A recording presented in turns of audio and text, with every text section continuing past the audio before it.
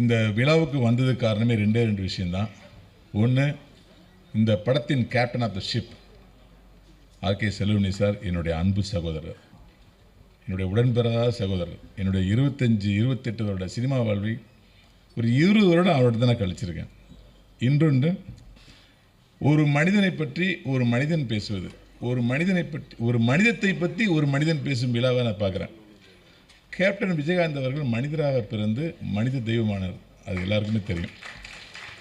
நான் இன்னைக்கு கோயம்பேட்டில் வந்து ஒரு ஹோட்டலில் பில்லு செட்டில் பண்ணிட்டு திரும்பி வரும்போது கேப்டன் ஆலயம் அப்படின்னு ஒரு போர்டு பார்த்தேன் அவருடைய ஆஃபீஸில். அந்த போர்டு நான் முன்னாடிலாம் பார்த்ததில்லை. ஏன் கேப்டன் ஆலயம்னு பேர் வச்சுருக்காங்க அப்படின்னு நான் நினைக்கும் போது, சமீப காலமாக நாகர்கோவிலேருந்து, திருநெல்வேலியிலேருந்து, மதுரையிலேருந்துலாம் வந்து நிறையா பேர் வந்து அங்கே வந்துட்டு மதிய ஒரு வேளை சாப்பிட்டு அவருடைய சமாதியில் உள்ள திண்ணூறு எடுத்து பூசிக்கிறதா கேள்விப்பட்டேன். எங்கள் சொந்தக்காரங்களே வந்து அதை பண்ணிட்டு எங்கள் வீட்டுக்கு வந்தாங்க, அதை சொன்னாங்க. ஸோ ஒரு மனிதனாக பிறந்து கதாநாயகனாக உயர்ந்து மறைந்ததுக்கப்புறம் தெய்வமாகிறது வந்து எனக்கு தெரிஞ்சு யாருக்குமே புரட்சி தலைவர் எம்ஜிஆருக்கு அப்புறம் தமிழ் சினிமாவில் வந்து புரட்சி கலைஞர் விஜயகாந்த் தான். அவரை பற்றி புகழ் பாடுவதை, அவருடைய மனிதத்தை நிறைய பேர் பேசுவாங்க, அதை நம்ம கேட்கணும். நாம் வாழ்கிற காலத்திற்குள் அதில் ஒரு 10% வாழ்ந்துடணும் அப்படிங்கிறது அந்த ஃபங்க்ஷனுக்கே நான் வந்தேன். எனக்கு இந்த ட்ரெய்லர் பார்க்கும்போது பொதுவாக எல்லாருக்கும் பெப்சி தலைவர் எனக்கு ஆர்கேஎஸ் அண்ணன். அவர் பேசும்போது எப்பயுமே கம்பீரமாக பேசுவார், கம்பீரமாக அப்படியே தொடங்குவார்.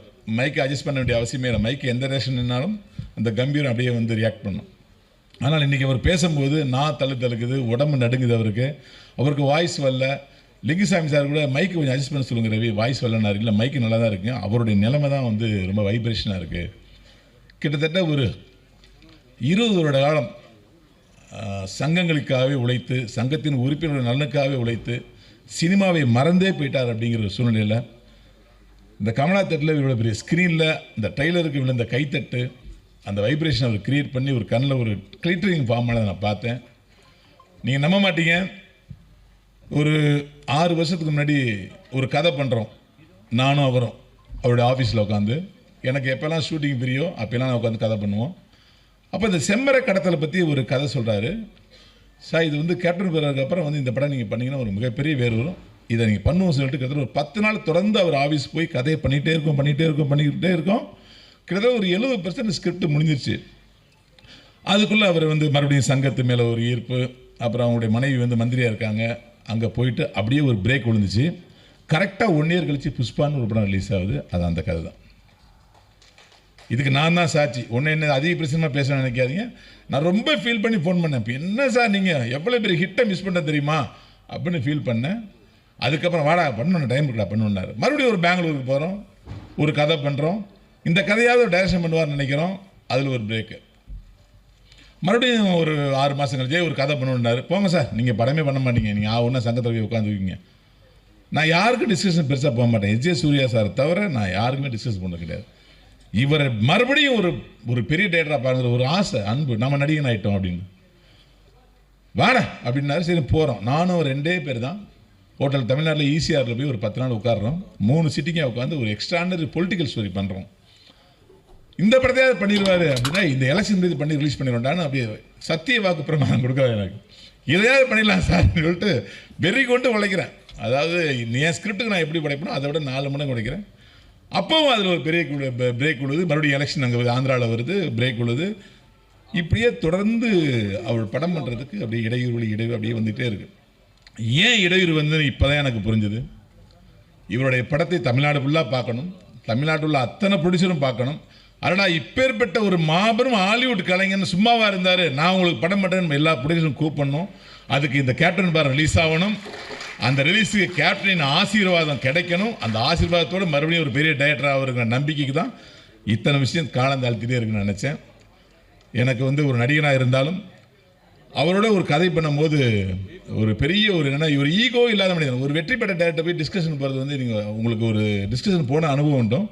ஒரு சீனை சொல்லி ஓகே பண்ணுறதுக்குள்ளே அவங்க பண்ணுற ரியாக்ஷன், அவங்க கொடுக்குற கவுண்ட்ரு, நான் எல்லாம் அந்த படத்துலேயே பார்த்துட்டேன், இதெல்லாம் அந்த கதையில் அந்த காலத்துலேயே கதை கேட்டம்பாங்க. அப்படிலாம் எதுவுமே இல்லாமல் நம்ம ஒரு சின்ன பையனாக இருப்போம். நம்மளை அவர்கிட்ட வந்து அப்படி அடித்து பேசலாம் கதையை. இதெல்லாம் ஒரு சீனா சார், அப்படி காரி துப்புற மாதிரி பேசினா கூட சொல்கிறேன் அப்படின்னு முதுகில் திட்டுவார். அந்தளவுக்கு ஈகோ இல்லாத மனிதர் சார். சொல்கிறேன் சார், இந்த படத்துக்கு அப்புறமாவது தயவு செய்து நீங்கள் ஒரு படம் டைரக்ட் பண்ணணும், அதில் நான் ஒரு வசனகர்த்தாவோ இல்லை ஒரு திரைக்கதை ஆசிரியராவோ இல்லை உங்கள் தம்பியாவோ பணிபுரிய வேண்டிக்கிறேன். இந்த படத்தில் வந்து மன்சூர் அலிகானன் சார் தான் இந்த படத்தில் இங்கே இருக்கிறதுலே ஒரு பேலன்ஸ் வந்து மன்சூர் அலிகானன் சார் தான். நான் ஒரு கேள்வி கேட்டேன், சார் உங்கள் காலத்தில் நான் வந்து வில்லனாக ஆகலை சார், நீங்களாம் ரிட்டையர் ஆனதுக்கப்புறம் தான் நான் வில்லனானேன். எப்படி சார் இந்த மன்சூர் அலிகான் சார் வந்து வீரப்பன் கேரக்டர் நீங்கள் வந்து ஃபீல் பண்ணீங்க? கொஞ்சம் கூட கலரும் இல்லை, அந்த கம்பீரமும் இல்லை, அப்படியே மொழுன்னு வெண்ண மாதிரி இருக்குது. அந்த காலத்தையும் இருப்பார், இப்போ கொஞ்சம் கரடு முடாக இருக்காது மீசெல்லாம் வச்சு. அப்போ ஒரு அப்படியே ரொம்ப ஒரு மாதிரியாக ஒரு பட்டர் கேக் மாதிரி இருப்பார். இவர் எப்படி சார் நீங்கள் வந்து வீரப்பன் கேரக்டர் யோசிச்சிங்க அப்படின்னு நான் கேட்டேன். ஏன்னா அதோடைய உள்ளர்த்தம் எனக்கு தெரியும்.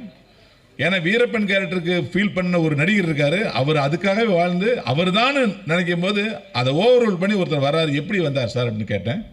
அதுக்கு அவர் சொன்னார், வீரப்பன் மாதிரி இருக்கிறவங்கலாம் வந்தாங்கடா வீரப்பன் அடிக்கிறதுக்கு, ஆனால் வீரப்பனாக மாறியே ஒரு சுற்றிக்கிட்டு இருந்தாங்க ஏரியாவில். யாரை பார்த்தா நேரு தெரியுமா, நான் வீரப்பன் போட்டு தெளிவுன்னு தெரியுமில்ல, இப்படி தான் பேசுவேன் எனக்கு முன்னாடி யாரை பார்த்தாலும். ஸோ இந்த ஆட்டிடியூடுக்காகவே அவனை நான் ஃபிக்ஸ் பண்ணேன்டா அப்படின்னாரு. பாருங்க, நீங்கள் வீரப்பனுடைய உருவமும் வீரப்பனுடைய உடம்பு இருந்தால் பத்தாது, அந்த தைரியம் அந்த கட்ஸ் உள்ளே இருக்கணும். அதை நான் பார்த்தேன் மனசுலிகான்ட்ட, அதனால தான்டா அவரை வீரப்பனாக்கு அப்படின்னாரு. ஒரு இயக்குனர் நினைச்சா எதையும் மோல்டு பண்ண முடியுது. மிகப்பெரிய உதாரணமே நீங்களாம் இவர் தான் வீரப்பன் நம்ப வச்சு தான் ஆர்கே சாருடைய பெரிய வீரர். ஸோ இந்த நேரத்தில் என்னுடைய அன்பு மன்சூர் அலிகானுக்கு மிகப்பெரிய வாழ்த்துக்களை தெரிவிச்சுக்க. ஏன்னா ஒரு நடிகன் சாக மாட்டா அப்படிங்கிறதுக்கு இந்த கேப்டன் வர மறுபடியும் ஒரு ஷாட் அப்படி கட் பண்ண வர ரத்தம் மூஞ்சில் அடிக்கும். இப்போலாம் வந்து ஒரு 4 சொட்டை ட்ராப் பண்ணுவானுங்க. ஆனால் ஒருத்தன் கொலைவெறி மிகுந்த ஒருத்தன் வெட்டினான்னா எவ்வளோ ரத்தம் கழுத்துலேருந்து பாயுங்கிறத அவர் க்ளோஸ் ஷாட் கட் பண்ணும்போது முகத்தை வாலி இருக்கிற ரத்தத்தை ஊற்றிருப்பார். அப்படியே அந்த ஷாட் நீங்கள் மறுபடியும் பார்த்தா தெரியும், அப்படியே கொட்டு முகத்தில் அவ்வளோ வெறி கொண்டு வெட்டினா வீரப்பன் அப்படிங்கிற மாதிரி ஒரு ஷாட் வச்சுருப்பார். அவ்வளோ ஒரு அற்புதமான டைரக்டர். அந்த படம் நீங்கள் பண்ணணும் 20 வயசா சார்? 25 வயசில் அப்படி 28 வயசில் வந்து ஒரு ஹாலிவுட்டுக்கு நிகரான ஒரு படத்தை பண்ணியிருக்காருன்னா அது உண்மையிலே இன்றைய இயக்குநர்களுக்கு சவால் ஒரு விஷயம். இன்றைக்கி நம்ம பார்த்து வியக்கிற விஷயத்தை இன்றைக்கி பார்த்து நம்ம வந்து வியந்து போகிற இயக்குநர்களுக்கெல்லாம் ஒரு பெரிய முத்திரையை சார் கிட்டத்தட்ட 30 வருஷத்துக்கு முன்னாடியே பதிச்சிருக்காங்க. அது ஒரு ராஜராஜன் மாதிரி ஒரு தமிழ் கேமராவை வச்சு. அது எங்களுடைய அன்பன் நம்முடைய லியாக்கத் அலிகான் சார் வந்து எங்களுடைய இயக்குனர் எங்களுடைய எழுத்தாளர் சங்கத்துடைய பொதுச் செயலாளர். அதில் நான் துணைத் தலைவராக இருக்கிறது எனக்கு உண்மையிலேயே பெருமையாக இருக்குது சார். ஏன்னா அதில் ஒரு டைலாக் வரும், ஏய் நீ என்ன முடி வெட்ட இடத்துக்கு போறியா, மரம் வெட்ட இடத்துக்கு போகிற, அதுவும் சந்தன மரம் வெட்ட இடத்துக்கு போகிற அப்படின்னு ஒரு டைலாக்லாம் அந்த ஓவர்லாப்லேயே சிலுத்து சார் எனக்கு இந்த ட்ரெய்லர் பார்க்கும்போது. அவ்வளோ அற்புதமான எழுத்தாற்றல் மிக்கவர். அவர் என்னை வாழ்த்தினார், தம்பி உங்களுக்கு தமிழ் சினிமாவில் ஒரு மிகப்பெரிய இடம் இருக்குது, நீங்கள் வந்து ஸ்டெப் பை ஸ்டெப்பாக தான் வளருவீங்க, ஆனால் நீங்கள் உங்களுக்கு வீழ்ச்சியே வராது, கடைசி வரைக்கும் நடிப்பீங்க அப்படின்னார். நீங்கள் சொன்ன வாக்கு பழிச்சிட்டு இருக்குன்னு 20 வருஷம் வந்தாலும் இன்றைக்கும் ஒரு டிமாண்டபுளாக நடிகராக இருக்கேன். உங்களுடைய வாழ்த்துக்களுக்கு மிக்க நன்றி.